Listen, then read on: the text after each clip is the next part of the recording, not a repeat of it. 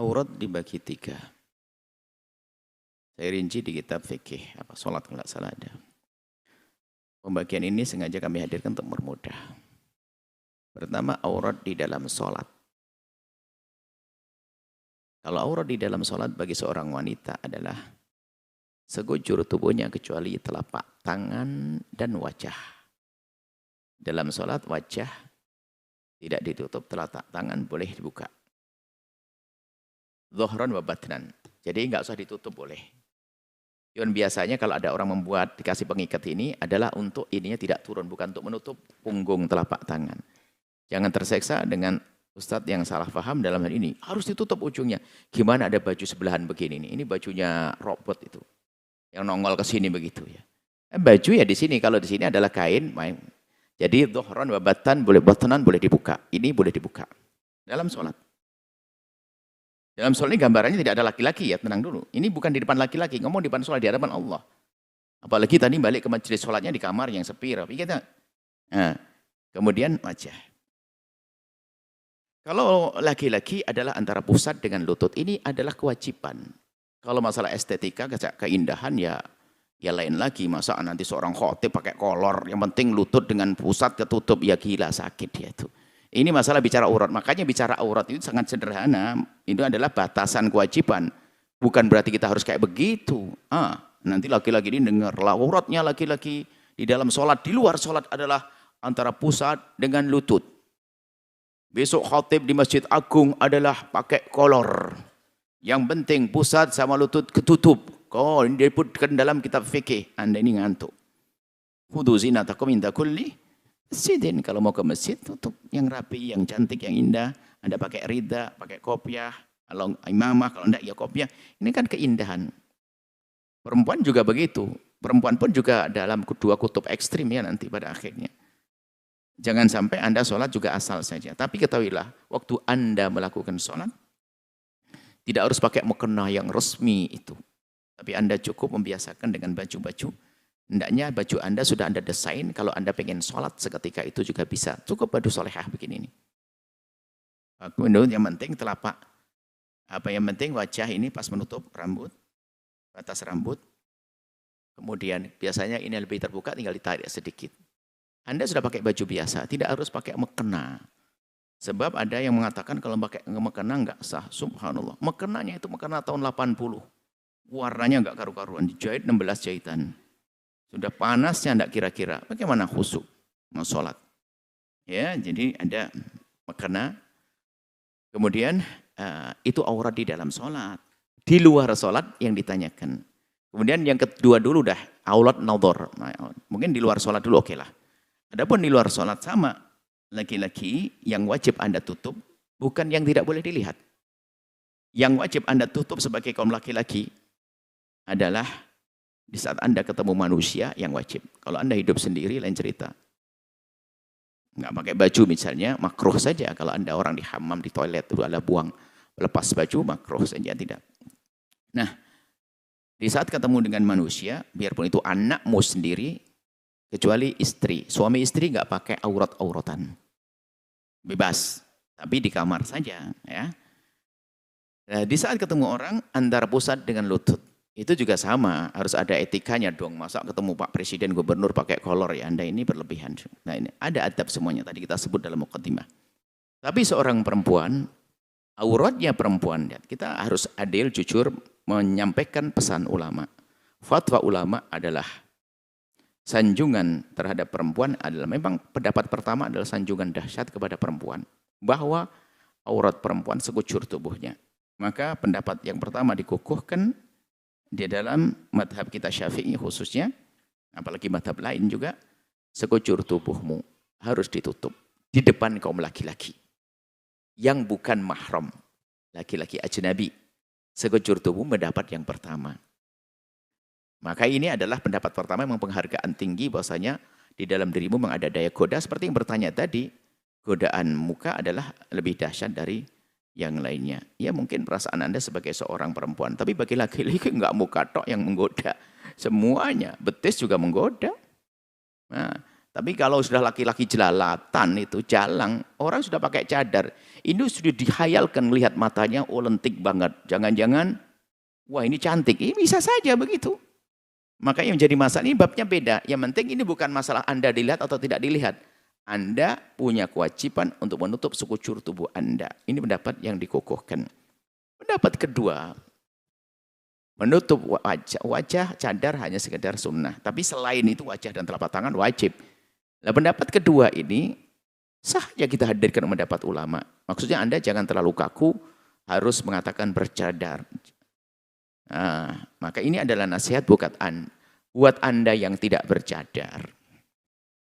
Itu jangan alergi dengan orang bercadar karena dia mengambil yang lebih sempurna. Anda tidak boleh merendahkan orang yang bercadar. Anda nggak boleh, wah apa-apaan tuh enggak. Biarpun mungkin ada sekelompok di kampung mana perempuan nakal pakai cadar semuanya. Jangan disalahkan cadarnya. Dia orang yang menggunakan cadar untuk kenakalan mereka. Atau ada kelompok akidah yang sesat misalnya pakai cadar semuanya. Ya jangan salahkan cadarnya. Itu yang salah yang pakai orangnya. Jadi Anda yang tidak bercadar jangan mencaci yang bercadar. Apalagi ini, yang bercadar pun juga demikian. Anda jangan mencaci yang tidak bercadar, lalu sombong. Apaan tuh? Selagi ulama mengatakan ada kok, diizinkan para ulama membuka wajahnya. Tentunya wajah itu sendiri harus dijaga agar tidak dengan dandanan yang menunjukkan kalau dia tabarruj. Tabarruj itu mungkin sederhananya menor. Buat pusing cermin tuh. Cerminnya pusing ini, apaan nih gitu loh. Cermin orang. Ini ya, jadi kalau wajar saja sah. Makanya nanti kalau kita hubungkan dengan hadis-hadis yang lain, perempuan yang memang membuka wajahnya tetap harus dia menjaga kehormatannya. Baik.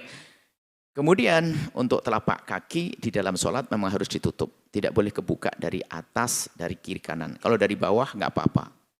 Misalnya ada di atas kelihatan dari bawah, ini Anda tetap sah sholatnya. Biarpun kita laki-laki nggak boleh ngelihat, ini babnya beda. Ini bab wajibnya Anda menutup. Nah kemudian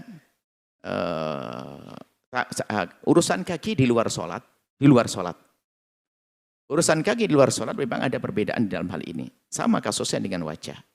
Jika memang kegiatan Anda rapat, padat semuanya, susah dengan kaos kaki, maka di saat susah dengan kaos kaki, Anda bisa melepas kaos kaki. Tapi di saat Anda menduga bahasanya nanti bakal kaum pria melihatku, Anda pakai kaos kaki lagi. Bukan itu orang pelin-pelan, menyesuaikan keadaan. Musim hujan, gerimis becek, musim dingin, pakai kaos kaki, lembab, banyak, masuk angin nanti. Ya, tapi pakai sepatu enggak apa-apa, bagus. Jadi disesuaikan saja, yang jelas telapak kaki, ada sebagian para imam mengatakan kaki adalah bukan termasuk bagian aurat ya, sehingga boleh terlihat. Biarpun itu bukan pendapat yang dikukuhkan, tapi di hari ini sudah sangat luar biasa jika saudari kita cukup menutup aurat, biarpun masih terbuka wajah dan telapak kakinya, serta telapak tangannya. Di hadapan kita adalah saudari kita yang perlu kita doakan, perlu kita sayang, kita cintai, saudari kita yang dia itu adalah jalan-jalan pakai baju tidur. Itu yang perlu dikasihani. Atau seharusnya baju di kamar mandi dipakai baju ke pasar. Sehingga bajunya pakai celana pendek. Ini kan yang perlu didoakan ya. Saudari-saudariku yang mendengar suara ini, yang Anda belum biasa menutup aurat dengan serius.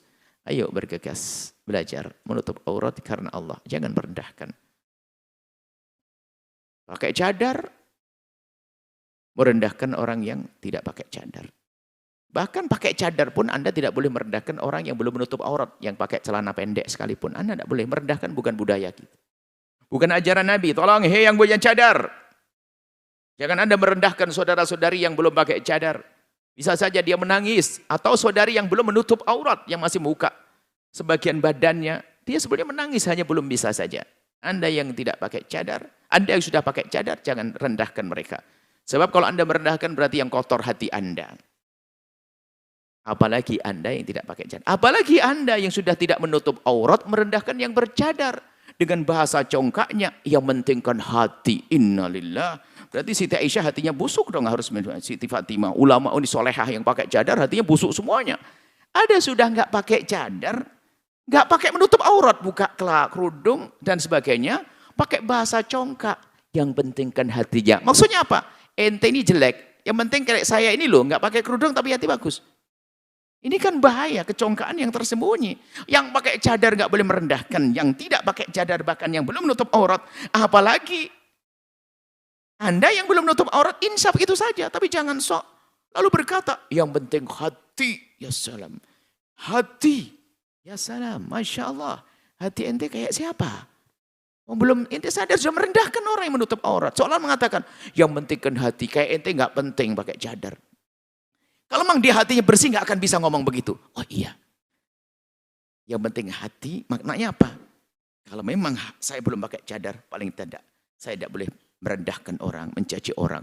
Lah sudah nggak menutup aurat, atau merendahkan. Yang penting hati, nggak. Kalau dilanjutkan nggak perlu pakai begini-begini nih. Lah kalau bandingannya adalah mana yang lebih bagus? Hatinya pendengki, tapi pakai cadar, atau enggak pakai cadar, enggak, hatinya pendengki menutup hatinya pendengki pakai cadar, atau pakai baju celana pendek tapi dia baik hati. Ini perbandingan enggak sehat. Ya, perbandingannya begitu kalau Anda bisa membandingkan. Gimana jika ada orang pakai cadar hatinya busuk dibanding dengan yang pakai cadar hatinya bersih? Gitu dong. Sama, itu pakai katok pendek perempuan, celana pendek. Mana yang lebih bagus? Dia pakai celana pendek, tapi hatinya adalah bagus, sama celana pendek, hatinya busuk. Begitu perbandingannya sehat. Nah, kalau ada orang, gimana ini celana pendek, tapi baik hati, nggak pernah prasangka buruk dan sebagainya. Tapi itu pakai cadar hatinya busuk, jawabannya adalah, semoga yang pakai cadar hatinya busuk, berkat cadarnya hatinya besok bersih. Semoga yang katokan pendek itu, celana pendek itu, yang sudah baik hati itu, semoga dengan kebaikan hatinya, besok sadar pakai baju yang menutup aurat. Itu jangan merendahkan. Ini kok gaya merendahkan. Yang penting hati. Ya innalillah. Kok serem banget orang itu. Kalau Anda pernah mendengar, doakan. Karena dia di saat ngomong begitu tidak sadar bahasanya. Dia adalah sudah kotor hati karena merendahkan yang lain. Anda menyaksikan video ini, jangan lupa berselawat kepada baginda Nabi Muhammad sallallahu alaihi wa alihi wa sahbihi wasallam.